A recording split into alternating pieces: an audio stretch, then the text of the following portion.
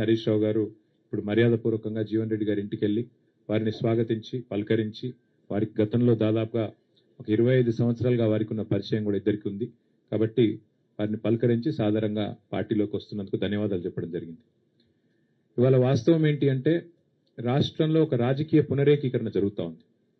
సింహం బయటికి వస్తూ ఉంది అంటే గుంటనక్కల గుండెల్లో ఇలా రైలు ఉరుకుతున్నాయి. కేసీఆర్ గారు ఒక సంవత్సరం తర్వాత ఒక బహిరంగ సభకు వస్తున్నారంటే ఎన్నో రకాల కుట్రలకి కుతంత్రాలకి తెరలేపి కాంగ్రెస్ ప్రభుత్వం జగిత్యాలలో జరగబోతున్న జైత్రయాత్రను అడ్డుకునే ఒక చిల్లర ప్రయత్నం చేస్తూ ఉంది. ముఖ్యమంత్రి గారు మంత్రులు ఎంత సిల్లీ పాలిటిక్స్ అంటే కేసీఆర్ గారు ఇక్కడికి వస్తున్నారంటే ముఖ్యమంత్రి గారు మేడిగడ్డకు పోతారట. 2.5 ఏళ్లకి వెళ్ళి మేడిగడ్డకు పోయేందుకు ముఖ్యమంత్రికి టైం లేకుండే అర్జెంటుగా ముఖ్యమంత్రి గారికి కేసీఆర్ గారి బహిరంగ సభ ఇక్కడ ఉంటే టీవీలలో సగం కేసీఆర్ను చూపెట్టాలి, సగం రేవంత్ రెడ్డిని చూపెట్టాలి, పేపర్లలో సగం రేవంత్ రెడ్డిది రాయాలి, అవతలకు కేసీఆర్ది రాయాలని ఒక చిల్లర ప్రయత్నం. అంటే ఇంత కుత్సితమైన ఇంత కుసంస్కారమైన ఇంత చిన్న మెదడున్న ముఖ్యమంత్రి బహుశా భారతదేశంలో ఎవరు ఉండరు, రేవంత్ రెడ్డి తప్ప. ఆయనకు హైటే తక్కువ అనుకున్నా, బుర్ర కూడా తక్కువ. అంటే ఈ మాట ఎందుకు అంటున్నా అంటే నిజం గింత చిల్లరగా ఉండకూడదు రాజకీయం. కేసీఆర్ లాంటి ఒక నాయకుడు ఆయన ఇంకా గీ ఏజ్ లో గీ స్థాయికి చేరుకున్న తర్వాత ఆయనకు పేపర్ వాళ్ళు ఏం రాస్తారు, టీవీ వాళ్ళు ఏం చూపెడతారు, ఆయనకి ఏమైనా ఉంటుందా? జగిత్యాలకు వచ్చుడు, జనాలను కలుసుడు, అందరి ముందు మాట్లాడుడు, లక్షలాది మందితో సంభాషించుడు కేసీఆర్ గారికి తెలిసిందే గది, ఆయన ప్రస్థానమే అది. అట్లాంటిది ఇవాళ ఆయన ఇక్కడికి వస్తుంటే కోరుట్లకి వెళ్ళి వచ్చేటోళ్ళందరికీ ఇక్కడికి రానియకుండా రోడ్డు దవుతారట. 3 ఏళ్లకి వెళ్ళి యాదికి రాలే రోడ్డు, ఇప్పుడే యాదికి వచ్చింది సడన్ గా. ఇంత చీప్ పాలిటిక్స్ ఇంత చిల్లర ప్రయత్నాలతో జగిత్యాలలో జన ప్రభంజనాన్ని అడ్డుకుంటామని రేవంత్ రెడ్డి గారు, అదేవిధంగా ఇక్కడ ఉన్న హైబ్రిడ్ ఎమ్మెల్యే, హైబ్రిడ్ కూడా కాదు, ఏం బ్రీడో ఇది ఏ బ్రీడో ఆ బ్రీడ్ ఎమ్మెల్యే ఇక్కడ ఉన్న ఆయన ఏ పార్టీ ఆయనకే తెలియదు. బీఆర్ఎస్ అని ప్రెస్ మీట్ లో చెప్తాడు, కాంగ్రెస్ పార్టీ ఆఫీసులో కూర్చుంటాడు, కాంగ్రెస్ పార్టీ మంత్రి పక్కకు కూర్చుంటాడు. క్రాస్ బ్రీడ్ అనాలనా, హైబ్రిడ్ అనాలనా, ఏం బ్రీడ్ అనాలే, ఆయన ఏందో ఆయనే చెప్పుకోవాలి. వాళ్ళు రేవంత్ రెడ్డి భయం ఏంటంటే, కాంగ్రెస్ లో భయం కూడా ఏంటంటే ఇక్కడ కేసీఆర్ గారు వచ్చి జీవన్ రెడ్డి గారు, కేసీఆర్ గారు, మా రమణన్న, మా వసంత అందరు కలిసి ఒక వేదిక మీదకి వెళ్ళి మాట్లాడితే జగిత్యాల నుంచే మళ్ళీ బీఆర్ఎస్ జైత్రయాత్ర మొదలవుతుంది, దండయాత్ర మొదలవుతుంది, రేవంత్ రెడ్డికి భరతం పట్టడానికి తెలంగాణ ప్రజలు మరి రంగం సిద్ధం చేసినారని ఒక వాతావరణం వస్తుందని ఆయనకు భయం పట్టుకుంది. ఆయన అట్టర్ ఫ్లాప్ పాలన, 6 గ్యారంటీలని, 420 హామీలని, 13 డిక్లరేషన్లు, అన్ని వర్గాలను మోసం చేసిన విషయం బయటపడుతుందని చెప్పి ఆయనకు భయం పట్టుకున్నది. అందుకే ఈ రకమైన చిలిపి ప్రయత్నాలు చేస్తా ఉన్నారు. కానీ ఒకటి మాత్రం వాస్తవం, ఇదే జగిత్యాలలో కేసీఆర్ గారు గతంలో ఎన్నో బహిరంగ సభలు నిర్వహించారు. ఈ సభ కూడా అద్భుతంగా విజయవంతం అవుతుంది. ప్రభుత్వం ఎన్ని ప్రయత్నాలు చేసినా, ఎన్ని చిల్లర కుట్రలు చేసినా అన్నిటినీ కూడా అధిగమించడానికే మా పార్టీ నాయకత్వం అహరహం కూడా కష్టపడతా ఉన్నారు. మా సోదరులు పల్లా రాజేశ్వరరెడ్డి గారు ఇలా ప్రత్యేకంగా జనగామ శాసనసభ్యుడు ఇక్కడికి వచ్చి వారు జగిత్యాల కేంద్రంగా జగిత్యాల నియోజకవర్గ పరిధిలో వారు బాధ్యత తీసుకున్నారు, పర్యవేక్షణ, అందరినీ కూడా కోఆర్డినేషన్ బాధ్యత, సమన్వయం. అట్లాగే మా ధర్మపురి కాన్స్టిట్యున్సీకి రవీందర్రావు ఎమ్మెల్సీ గారు, తక్కలపల్లి రవీందర్రావు గారు, వరంగల్ వాసి, వారు కూడా ఇక్కడికి వచ్చి ధర్మపురిలో కొప్పుల ఈశ్వర్ గారితో కలిసి వారు కూడా సమన్వయం చేసుకుంటా ఉన్నారు. అట్లాగే మా చొప్పదండి నియోజకవర్గంలో మాజీ శాసనసభ్యులు పెద్ద సుదర్శన్ రెడ్డి గారు, వారు మా రవిశంకర్ గారితో సమన్వయం చేసుకుని అక్కడి నుంచి వారు జగిత్యాల జిల్లా పరిధిలో వారు ప్రయత్నం చేస్తూ ఉన్నారు.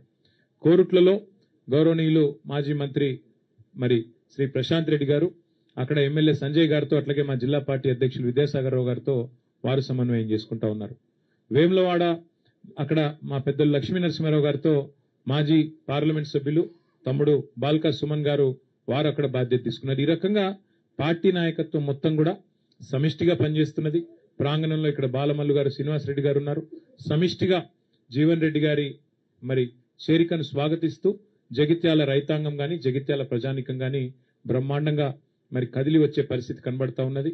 ఏర్పాట్లు కూడా బాగా ఘనంగా జరుగుతూ ఉన్నాయి. ఎండల్ని కూడా దృష్టిలో పెట్టుకుని అన్ని ఏర్పాట్లు చేస్తా ఉన్నాం. దాదాపుగా ఒక 3 లక్షల మంచినీళ్ల బాటిల్ కూడా తెప్పిస్తా ఉన్నాం. ఒక 2 లక్షల మజ్జిగ ప్యాకెట్లు కూడా తెప్పిస్తా ఉన్నాం.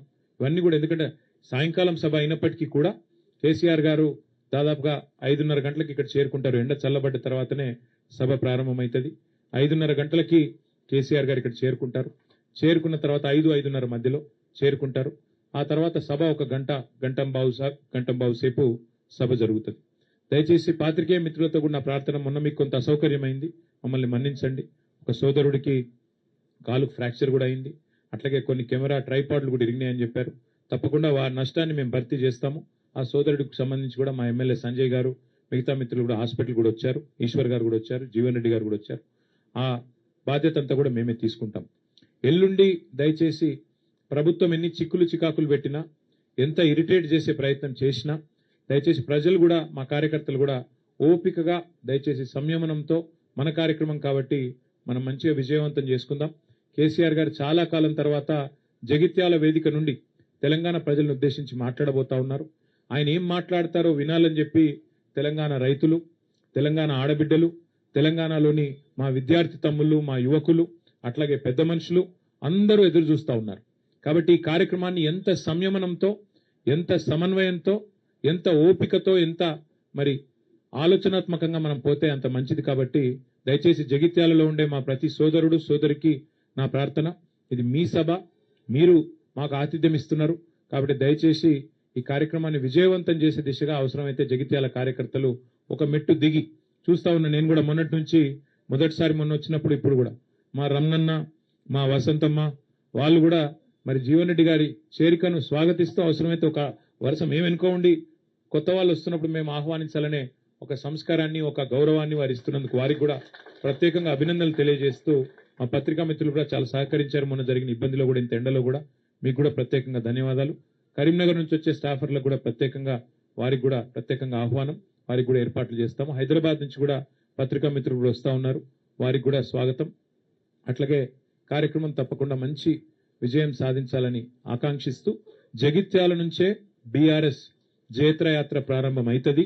తిరిగి జగిత్యాల నుంచే మళ్ళీ పూర్వ వైభవం సాధించడానికి, కేసీఆర్ గారు ముఖ్యమంత్రి కావడానికి జగిత్యాల ప్రజల ఆశీర్వాదంతోనే కదం తొక్కుదామని చెప్పి మీ అందరికీ కూడా విజ్ఞప్తి చేస్తూ థ్యాంక్ యూ.